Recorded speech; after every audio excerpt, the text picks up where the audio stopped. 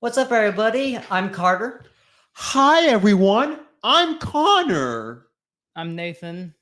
and we are the KNC, and we're here today to talk to you about a little topic that we find a little interesting, where we discuss exactly how music sort of intensifies that of films or whatnot. And what we mean by that is how does music help connect to a film or movie that you watch? Let's say whether it's a drama movie, a romance movie, or just your comedy movie. How does music help to sort of intrigue the watcher into sort of understanding the whole concept of the movie? There's a few there's a few different concepts of that. One of which I'm going to be talking about, and Connor will be talking about mostly about, Animated movies. and you'll be talking about. I'm going to be talking about leitmotifs and themes in movies. And for me, I'm going to be talking about the sort of psychological perspective of music in movies. And what that basically determines is, let's say you have a movie, say a drama movie like Star Wars or something. What happens during those movies is that they often have a lot of very loud and very solid instruments like drums. Those instruments affect the movie. Sorry, affect the movie is they help build up the watcher's adrenaline with the movie or whatnot. So let's say you know how in most movies, I'm sorry, in most drama movies you have very low instruments like drums, trumpets, etc. Like I just said, what those basically do psychologically is induce a sense of horror and a bit of adrenaline rush because you know that basically when a character shows up, that's when you can determine whether they're a good character, a bad character, because the suspense you would normally anticipate a drum with importance and high value, and that's basically what a lot of science fiction movies do with their antagonists. They want to make sure they introduce them with drums or even low violin music to anticipate a sense of uncomfortableness and just unwantedness to help anticipate the audience. Okay, this is the evil character and we should fear them or whatnot. And of course, it also works with actions throughout the movie. Let's say at the beginning of a movie, you always want to make sure you open up with a little neutral behavior or whatnot, or neutral emotional sense of the audience. So more often than not, during the beginning of a movie, you'll hear instruments like flutes, violins, and maybe even a little bit of I don't know, maracas if you want or something, to help build up a suspense of joy and interest in the movie so that the audience will be happy with what they're expecting. And then, of course, as the movie progresses, the instruments change from softer, lighter tones to more darker and more intense instruments, like I said, with drums and trumpets and whatnot, to anticipate a sense of this is the big moment. This is the part of the movie where it is most intense and where things start actually getting interesting, and the audience is either going to be nervous about whether or not the outcome will be good or bad. And of course, that's also usually how you always see it, like entirely in horror movies. They don't start at a neutral state. They always start the suspenseful state because they want you to feel all that adrenaline rush or whatnot. And sometimes it's almost kind of during a thunderstorm or whatnot. When you see the lightning, you know you're waiting for the thunder, and that's what a lot of horror movies do. They start out with dark visual animation or whatnot, and then when you least expect it, they hit it with a loud bang of the drum or whatnot, like bang.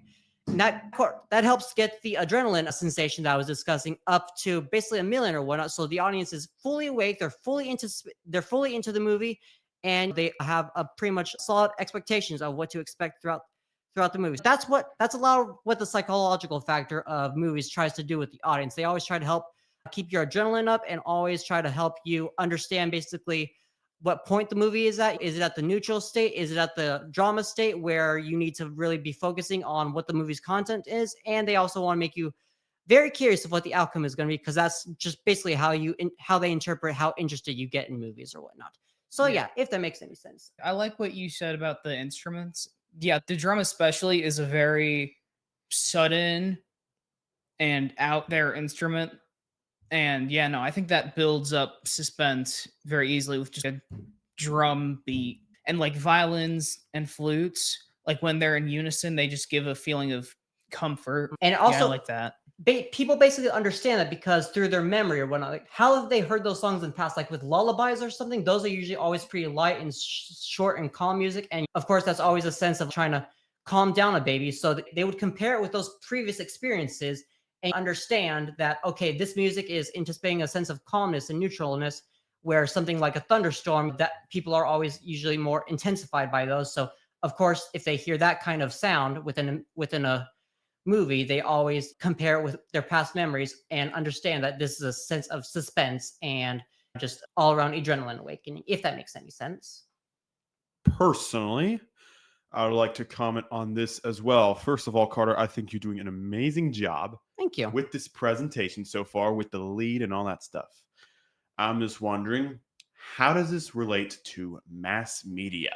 How does this relate to, does the audience like this? What do they perceive? And how's drama and just this psychological stuff play such a big impact to our media, society, and culture? Of course, like I said, drama sort of sustains a sense of impact of intensity and adrenaline. And of course, people are always wanting to look for that.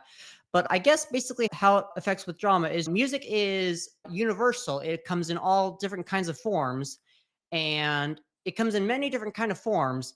And it's basically how a lot. It has a lot to do with how people view the world, and of course, that's a very big essentiality when it comes to how it's presented in movies and whatnot, because they want to make sure they present a specific kind of music for a specific field. So therefore, the audience has a better understanding basically what storyline and what direction the movie is taking, whether it's happy or sad. And then of course it's basically just about understanding and communicating it's basically communicating the movie to the audience without the use of words, more of just how your adrenaline levels get and just your overall emotional factor towards the movie. It's a big communication factor. I guess that's how you could relate to mass media if you want to, or just more of on the topic of communication in general. To add on to that too, people like dramatic over the top scenes, I think, more than they like average scenes. And so if there's something like I feel like a dramatic scene with very good music and like people just like that, they're gonna share that on the internet, and that's gonna boost movie popularity. It's gonna boost series popularity if it's like a series. And yeah, no, it starts a culture around music like that. Like horror music. I Like see that. people like put horror music into like just many things found in movies and create it because people like that. It's the suspense building up to something dramatic and scary. So yeah, I think that's what it has to do with mass media. So a lot of people are into that stuff. Very interesting. I would like to mention, you mentioned it's mainly good with the visuals. Dialogue is also very important, but just remember, 93% of all communication is actually nonverbal communication. So it matches up with what you're talking about, Carter. Verbal communication is still very important, but that's very important with communicating. Anything else to discuss regarding this topic? It's very interesting. Let's move on to like how your point of view. You said you had a bit of a similar point of view, but a different one with your main topic or whatnot. Yes, my main topic. You want me to talk about that? I absolutely don't mind. Well, I want to hear your opinion or your perspective on the matter. So, movies and music. Man, it's basically like my childhood. Ever since I was young and just a young little nugget, I basically knew these two topics existed: movies and music. They define our lives in a perspective. I grew up watching some very classic movies, and I grew up listening to some very elegant pieces of music. Both pieces, like you said, are very important in our lives and have had histories too. So, in terms of film, that's really been a thing beginning the 20th century, where TVs, cameras, reels, all that stuff was made. But a major part of film is animation. Basically, the main pioneer of animation is the man himself known as Walt Disney, which he is the founder of the term you'll all know nowadays, Disney, which is he's made after. Of course. Disney is responsible for that cute little mouse known as Mickey Mouse. This is a cool little guy there, and many other films. They started off just making shorts. Steamboat Willie, if you may call, is just Mickey Mouse, which is all black and white on a steamboat whistling and just all that stuff. It literally began with that animation. And then from on there, since 1928, Disney just become a big giant. They did silent films. They did some episodes, just some random cartoons. Did and did then movies. Disney ever revolutionize music in that early period of filmmaking? They were silent films, like you said, but they've always had music in their industry. In fact, they've probably had some of the most influential music in all of music history, in my personal opinion, and many others around the world. So Disney then started making movies. If I'm not mistaken, Snow White was their first actual movie made, and they got some music in there too. They made other music. They made other films as the years goes on, like Cinderella. Some movies related with Mickey Mouse. Let's go with Hercules. That's another good one. Another good one, and many more movies that I'll actually discuss. How Walt Disney related with the media is he kind of adapted to what the media liked in particular and was like, hey, I'm going to spin up my own way. I noticed that the society in particular is changing just time over time and just continuing to adapt to these new inventions. And animation back then was like, oh, this is like a cool little toy to use to just learn about. People would always go to the theaters. They'd be packed and all that stuff just to simply see some of the first ever films ever seen. Animated films, animation, that was never heard of ever. The only cartoons that were ever made back in like the 19th century and back then were just cartoon sketches, you see. They've never really come to life. So people just really like that. Of course, this was also a big story in the 20th century. Cultures, society, and populations adapted more into cultures. Let's say, off topic, but let's just say the civil rights movement. That was a pretty big deal, right? And then the civil rights movement sparked other movements in the future, other races, gays, etc., etc. Without those movements, today's society wouldn't feel as inclusive without such social pioneers. And does that include media or whatnot? Oh, absolutely does. It's like the media was like the center of that. So Disney, they were like, okay, let's adapt to this. So they made these movies that are like different cultures, like Mulan, let's say, Moana, and Princess and the Frog, where they're focused on completely different cultures that weren't really a thing in other animated movies Disney has made. They're trying to be unique in their own little aspect. And I think they work pretty well with the media, society, and culture. Any questions before I continue? I just I think I understand what you're saying. Each movie expresses a different form of culture. So therefore, since a lot of people watch these movies, that pretty much allows the world to get like a sense of specific cultures and understand them, which I guess can potentially help bring the massive economy together or whatnot, just to sort of converge into one sort of economy or whatnot. And of course, so yeah, they're pretty much expressing different cultures through this media or whatnot, which pretty much the world always is able to come together, is always able to just experience or whatnot and get a better understanding of. Yes. Society is trying to get together and understand more with these movies. They might be a little bit accustomed to differently, but any questions with you? No. Okay, let me move on. I'm not just talking about 2D animation. We're going to talk about CGI animation. So a branch of Disney they eventually merged with this company, but I'm going to talk about Pixar, another large pioneer for animation. They are the first company to make a 3D animated movie. That was Toy Story back in 1995. Another cool guy I know on the internet, this guy named John Lasseter, cool guy. He was like, okay, one day let's change the world. Let's change the world and just make something we've never done before. Obviously, they were probably thinking of Disney on their minds where they just want to change society animation. So they made Toy Story, okay? It took many years of development because the initial story was different. They were originally going to make Woody a bad guy, let's say, for example. Not a great idea. So they changed it all around. They made a cowboy and a space ranger, introduced basically as enemies, and then became best friends by the end of the movie. Sorry that spoiled any of y'all. So why that changed animation? And because it's the first CGI animated film. And the beginning there, Pixar would just do more animated films, 3D all the time, of course. And then in 2006, ironically enough, they merged with Disney. They merged with Disney in the 2000s. And then that's just one big giant now. Let's talk about music. So something we're here with both Disney movies and Pixar movies, they have very similar pieces of music, but you don't really hear this kind of music anywhere else.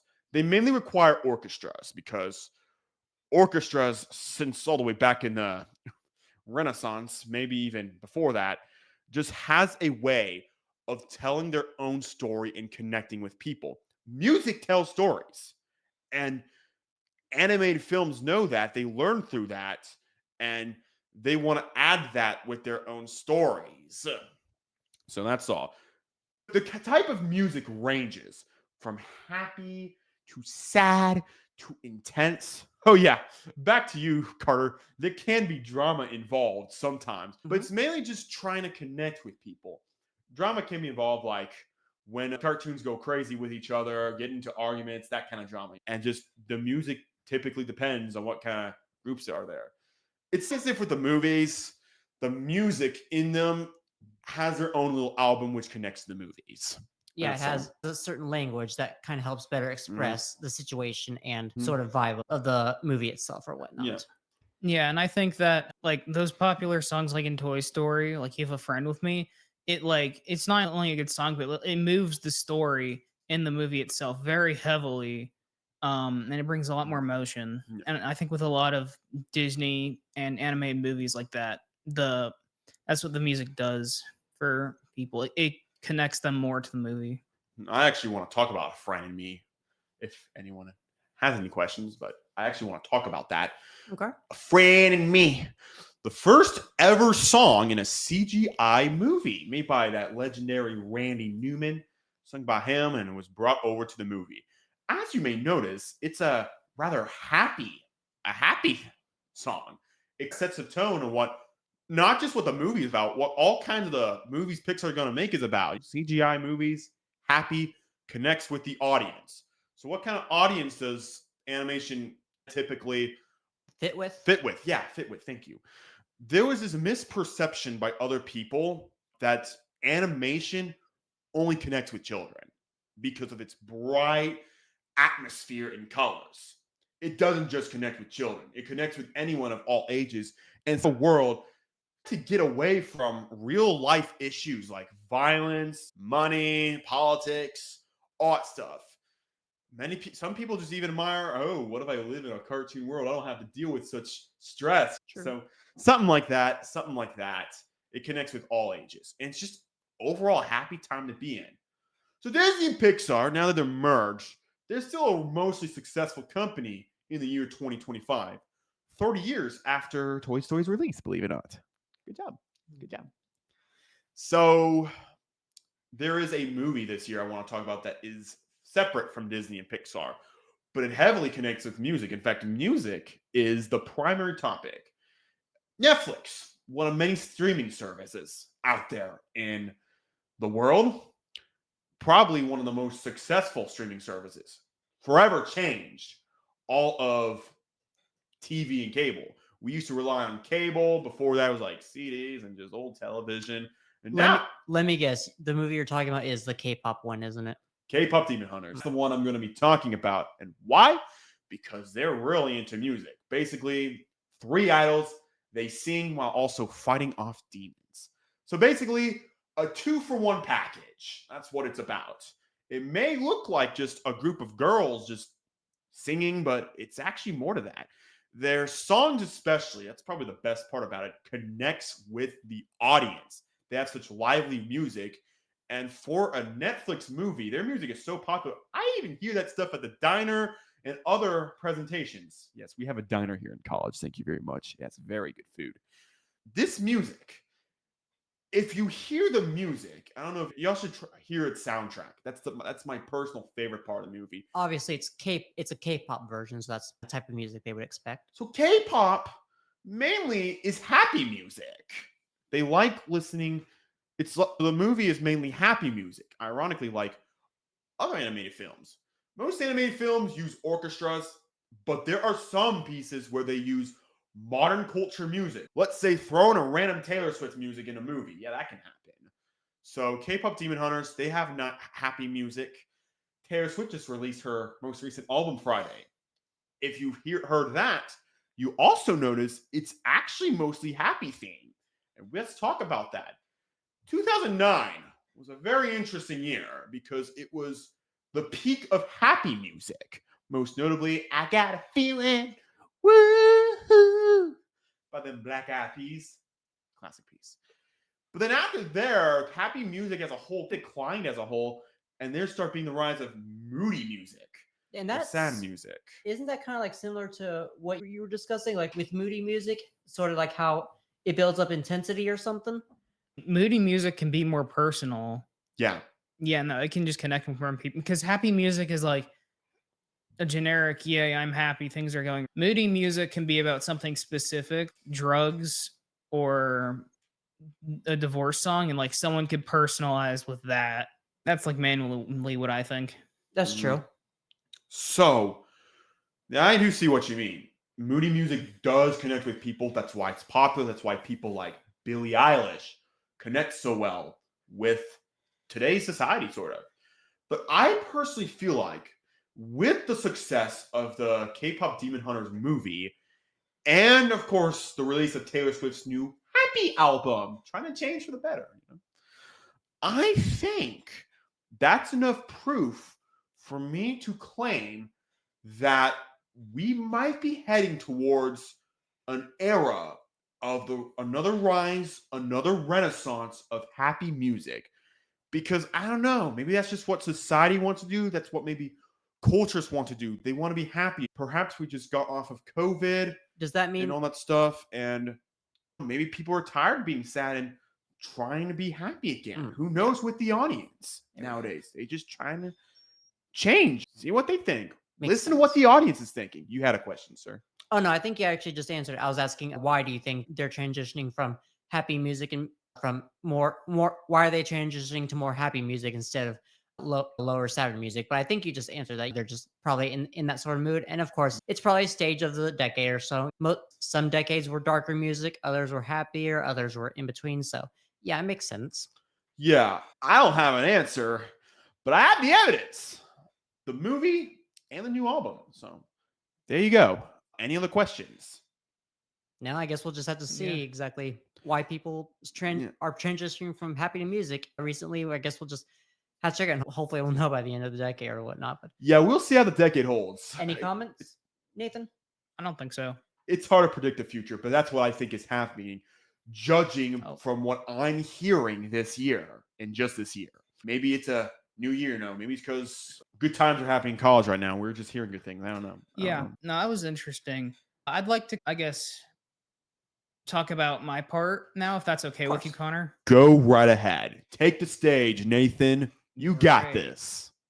So I looked into leitmotifs for this podcast, and I know it sounds like fancy smancy, like leitmotif or something. It's not. It is a musical piece that it recurs with characters in movies. It's like, for example, like Darth Vader and the Imperial Star. Whenever that appears in Star Wars, you always hear da da da da da da da da da da. And a lot of leitmotifs are like some of the most popular soundtracks that come out of movies because you hear them so much and they're connected with these characters. Another example of a leitmotif that's also a theme is the Pirates of the Caribbean theme. It's very adventurous. You also have music from movies like James Bond and Mission Impossible, or you have like the under disguise type themes. And I'm trying to think of anything else. I think I once heard you say Jaws was a good one. Oh yeah, no, Jaws is yeah, exactly. It builds up suspense or whatnot. Yeah, no, it's you because the thing is, you don't even. The whole point is that like that leitmotif is, it's building suspense for the shark that you don't see. If it wasn't there, then you'd be like, "What's even going on?" But because you hear that musical piece, you're like, "Ah." It gives the audience a vibe that something bad's about to happen, and that dark the darkness, anticipation is coming. Yeah, and I think that's just really clever. They also did something similar in Jurassic Park. They gave a leitmotif theme for whenever the raptors are approaching Mhm. velociraptors. It's again that sense of danger. And I Mhm. think that's just very cool in movies like that. Music can just let the audience know what's happening. It's not like just an emotion thing. It like actually adds to the story. Indiana Jones is also another good one. You have his iconic theme whenever he's doing something adventurous or doing a getaway. So yeah, that one's pretty good. There's also the superhero movies that I want to talk about real quick Okay. because they have some good leitmotifs too. A lot of the villains in the Spider-Man series have like really good themes, and especially Green Goblin's theme is so dramatic and it characterizes that character so well, and it's just amazing to me. Something also interesting is there's a Superman movie. I don't remember what it's called, but I've seen it actually. It's not And the recent one. It's no, like it is not the recent one, no. 80s or so, But 90s. yeah, Superman has like a main theme in it where you'd think like his theme would start out all heroic or something, Sure. but it doesn't. It starts out very mellow and slowish paced, and then it builds into the suspense of the action, and then once the ceiling goes up, you start hearing the drums and you start hearing all the other intense instruments, and it just feels it's just a great build up. The other thing that I thought sorry, were you gonna say something? Oh, no, I was just gonna say, so it's in that case, it's like the reverse of Jaws, where the suspension builds up to horror. This one builds up to more of excitement and just a overall a sense of awness because it's Superman. Ah, he's here to save the day, and boom, we're happy to see him and whatnot. Does that make sense? I think so. I think that's about right with how Superman is categorized, that he's like the hero of the Gotcha. superheroes. So the suspense can go either way. It's not just for anticipating fear and adrenaline. It can anticipate joy and relief or whatnot. Yeah. Gotcha. Yeah, no, for sure. Yeah. One more like movie series that I found very interesting when I listened to its themes was Fast and Furious. Mhm. Because I've never actually watched a Fast and Furious movie, but when I was listening to its soundtrack, the songs like like you'd expect fast-paced songs for that kind of movie, like crash, boom, explosion type stuff. But there's a lot of like slower paced emotional themes. And like the main theme, you get some of that. It's not all just bang. It's yeah, no, it's slower. And there's another theme between two characters that's also it's like super emotional. And I think that's just so interesting that a movie can have two sides of it. It has that side of action and destruction, but it also has that side of obviously a theme of that movie is family. And so there's a side of relationship and Family. feelings for each other. And does the music within the movie kind of help increase that sort of empathy of feeling of like family or I really think so. Like when I was listening to those like themes between characters, it yeah, I really felt something, I feel like. interesting? I personally want to make a comment. Yeah. Very ironic that you say that a lot of the Fast and Furious soundtrack is actually slow paced and emotional because, well, At least what I listen to, at least for the leitmotifs. yeah, I just find that ironic because the name of the movie is very simple. It's Fast and Furious. Yeah. It's all about it tells you that it's going to be high action and whatever. But no, just that all that high powered action, that doesn't just make a movie. You need some of the emotional aspects and just the soft touches too to connect with the people. It just the fast, the cool, Yeah. the firecracker, let's say. It's very cool. It's a huge aspect for the movie, but you don't just have that in order to connect with the audience. There's a reason why there's like at least 10 different Fast and Furious movies. It's a very successful series. Yeah, and I know that not all movies are like that, obviously. An example of a movie that's that makes sense with its music is the Lord of the Rings, because the Fellowship theme is very epic, but it's not too epic, and it like fits for kind of a general theme of the series. And then you have the Shire theme, which is insanely calm and easygoing, No and question it's about just that. like exactly. There's no question. It makes sense. And then you have the theme of Mordor. Duh, duh, duh.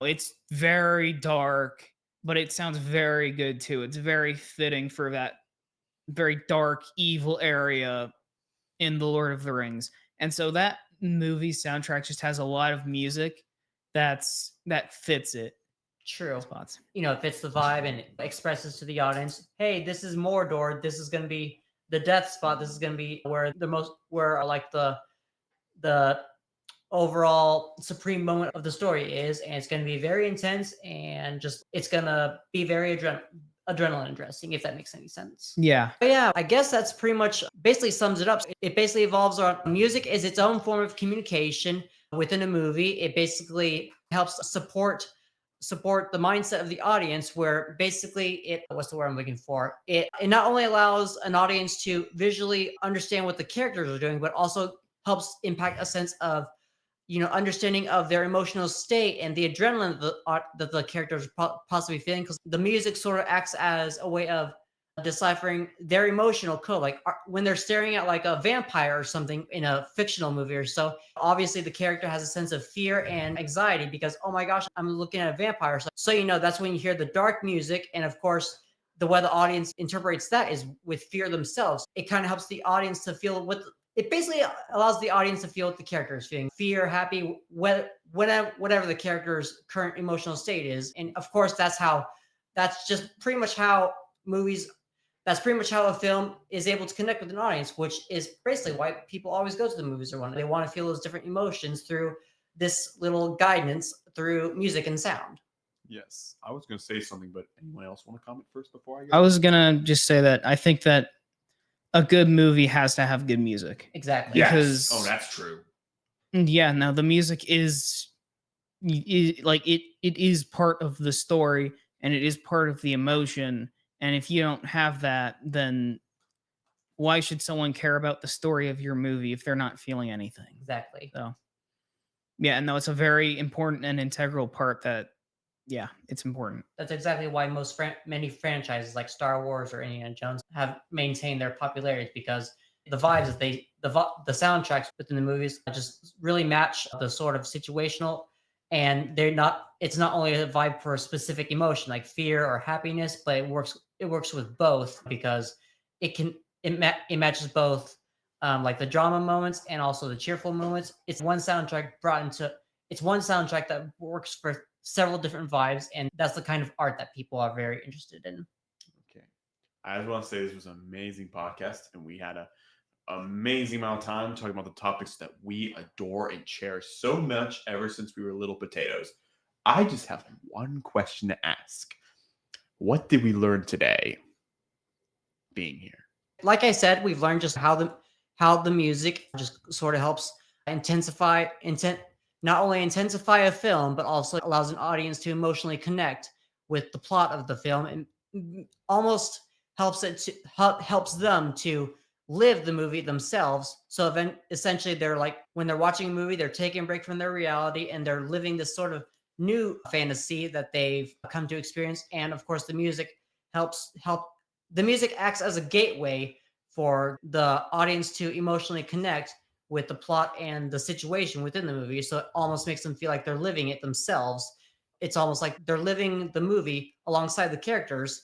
And that basically allows them to just break away into a whole new reality, and just allows pretty much a rare and unique experience that we haven't been able to mimic to this day. Yeah. Yes. I was going to say, your answer is amazing. Thank you. I say we I learn. try. You always try, bro. You're awesome. You're both awesome. I was going to say that, so we're into different kinds of movies, but if you may know, they connect together and have the same goal: entertainment, and trying to influence the audience by telling a story, and also having music as well, because they need music in order to succeed. You can't just You can't just not be successful without having a soundtrack, because people connect so well and so much with music as a whole. And they love hearing music when going to movies. It's that simple. Anything else? It's very true. Any last comments? No. All right. I'd say this was awesome. I really do. I love being here. This is an awesome place. My own personal opinion. Thank you very much, everyone, for listening to us, and we hope you enjoyed. Thank you for listening to CKN. We'll see you next time. Bye, everyone. Peace.